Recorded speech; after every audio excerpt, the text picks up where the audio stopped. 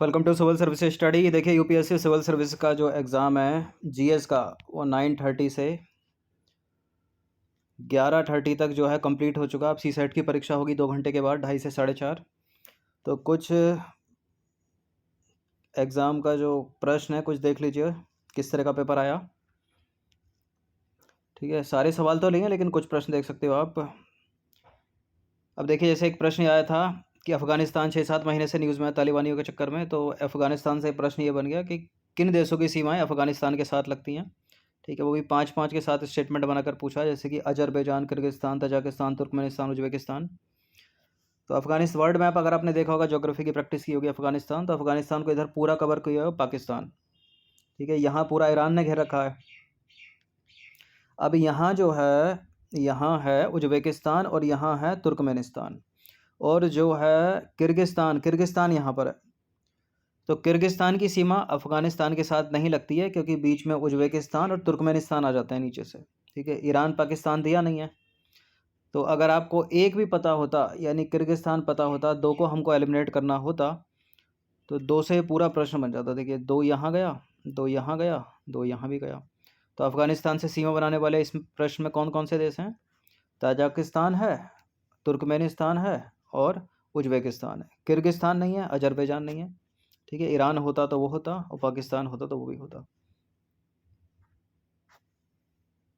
अब एक प्रश्न ये है कि पश्चिमी अफ्रीका की निम्नलिखित झीलों में से कौन सी जो है एक सूखकर मरुस्थल में बदल गई है? तो लेक बोल्टा की बात करें, ओगुटा की बात करें, फागुबिन की बात करें, लेक विक्टोरिया में तो भरपूर पानी है। ठीक है, नील नदी निकलती है लेक विक्टोरिया से, लेक टाना से जो है ब्लू नील वाइट नाइल निकलती है। वोल्टा में भी पानी है, ओगुटा में भी पानी है, विक्टोरिया में भी पानी है, लेकिन जो फागुबिन है ये सूखकर जो है मरुस्थल में परिवर्तित हो गई है। इसकी हालत जो है कुछ ऐसे हो गई है। देखिए कुछ ऐसे हो गई है लेक ओगुटा। दूर दूर तक पानी नहीं है, धूल की आंधियाँ चलती हैं यहाँ पे, और यूपीएससी की नज़रों में आ गई और प्रश्न कर लिया। ठीक है, तो लेक फागुबिन है वो। ठीक है, ओगुटा बोल दिया क्या, फागुबिन है। सूख कर जो है मरुस्थल में चेंज हो गई है लेक फागुबिन। और कुछ ये ऐसा एक सवाल ये था कि कौन सी मीथेन और नाइट्रस ऑक्साइड दोनों का सर्वाधिक महत्वपूर्ण जो है स्रोत है? कपास, धान, गन्ना, गेहूँ। ठीक है, तो धान के खेत इसका आंसर हो जाएगा। एक प्रश्न ज्योग्राफी से ये था, ये है शिखर और ये है पर्वत, जैसे कि नापचा वर्मा के सामने गढ़वाल हिमालय, नंदा देवी के सामने कुमायूं हिमालय लिखा है, नोकरे के सामने सिक्किम हिमालय लिखा है।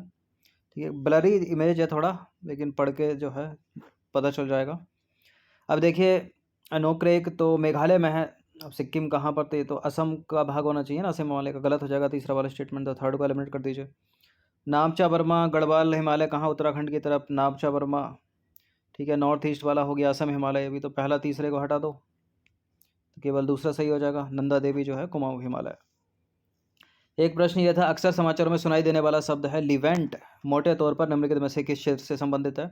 भूमध्य सागर के संपूर्ण तटवर्ती क्षेत्र, फारस की खाड़ी और अफ्रीका के श्रृंग के पास का क्षेत्र है, उत्तरी अफ्रीका तट के पास का मिस्र से मोरक्को तक फैला क्षेत्र है, या पूर्वी भूमध्य सागरीय तट के पास का क्षेत्र है? तो लिवेंट या लेवेंट जो है ये पूर्वी भूमध्य सागरीय तट के पास का क्षेत्र है। ऑप्शन नंबर ए है इसका आंसर है। इस तरह के कुछ प्रश्न पूछे गए यूपीएससी सिविल सेवा में आज। अब ये वेटलैंड सब कराए हैं मैंने यूपी पीसीएस की जब टेस्ट सीरीज़ करा रहा हूँ तो मैं। ठीक है, तो आर्द्रभूमि और अवस्थिति इनकी पूछी है, जैसे कि हरिके के सामने पंजाब लिखा है, रेणुका आर्द्रभूमि के सामने हिमाचल लिखा है, रुद्रसागर के सामने त्रिपुरा, और सस्ताकोमता के सामने लिखा है तमिलनाडु। अब ऑप्शंस क्या दे रखे हैं? केवल एक युग्म सही है, केवल 2 युग्म सही है, केवल 3 युग्म सही है, सभी चारों युग्म सही है। तो रेणुका तो कई बार एग्जाम में पूछा गया है, यूपीपीएससी ने भी कराया, हिमाचल प्रदेश में है ये। हरी के पंजाब में सही है, पहला दूसरा तो सही हो गया। रुद्रसागर भी तो त्रिपुरा में इतनी बार कराया एग्जाम में टेस्ट सीरीज में, और चौथा तो वैसे ही सही होगा, सभी चारों सही हो जाएंगे ये। एक प्रश्न ये है, अभी रिसेंटली कराया था मैंने, उत्तरी गोलार्ध में जो है वर्ष का सबसे लंबा दिन आमतौर पर कब होता है? तो जुलाई में तो होता नहीं है, जून में होता है, तो ए और बी में से आंसर होगा। जून में भी याद होगा आपको, तो 21 जून को होता है। तो जून महीने का दूसरा पखवाड़ा है, पहला पखवाड़ा, तो जून महीने का दूसरा पखवाड़ा हो जाएगा। ठीक है, बी हो जाएगा इसका आंसर। तो ऐसे ऐसे प्रश्न पूछे गए। भारत के संदर्भ में निम्नलिखित कथनों पर विचार करेंगे। मोनाजाइट दुर्लभ मृदाओं का स्रोत है, मोनाजाइट में थोरियम होता है।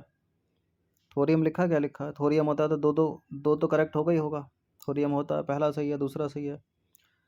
और क्या है, भारत की समस्त तटवर्ती बालू में मोनोजाइट प्राकृतिक रूप से नहीं पाया जाता। ठीक है, थर्ड को एलिमिनेट कर दो, थर्ड हट जाएगा, सब में 1 2 3 4 आंसर हो जाएगा। तो इस तरह के कुछ प्रश्न ये पूछे गए। इस बार इंडियन पॉलिटी के प्रश्न जो हैं वो कम हैं, और एनवायरनमेंट इकोलॉजी से रिलेटेड और करंट से रिलेटेड और इकोनॉमिक्स का जो है वेटेज वो कहीं ज़्यादा अधिक है पिछले वर्षों की तुलना में।